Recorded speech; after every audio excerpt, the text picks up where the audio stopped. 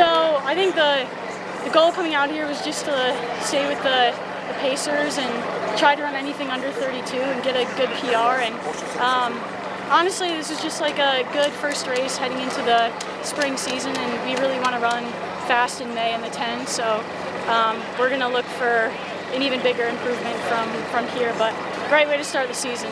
I'm really pumped. And what's next for you on the calendar? Next for me, I think I'm doing Brian Clay 5,000, and then either night of 10K PBs in like outside of London, or TrackFest.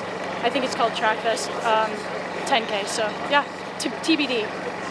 Can you talk about this environment here? Like, I know you're kind of by yourself there for a little bit at the end, but like how, and a 10K is very long. Yeah. So like, how were you able to kind of feed off that energy and just, you know, you had a great race there at the end. So talk about it a little bit. Yeah. Yeah, honestly, I owe it to all the pacers out there, because normally I'm the type of runner that goes out maybe a little bit above my threshold in the beginning and then tries like hanging on at the end and maybe falling off a bit. But we were kind of forced to like stay on that pace for quite a while, and the athlete from Puma, she did such a good job. I think she stayed on after 6K, so it was a huge help. And then I felt really like ready to kind of go off of that pace. So yeah, I just picked it up and was like, stay ahead of the pace lights and you'll do fine. So, and hey, I think you hit that time goal you kind of wanted to hit. So talk about that and how that's going to be a big motivator for you going through the rest of the season. Yeah, absolutely. I mean, just in sorry, just in January, I was supposed to run a U.S. Cross, and I had a little piriformis thing flare up, and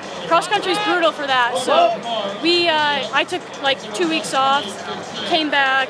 I ran a low-key 4-mile race last week on the roads with a couple teammates, and to come out here and just like give me this boost of confidence, like being on the track, having this be the start of my track season, it's really, it's quite an accomplishment for me right now. So I'm very happy and very pleased with the performance today.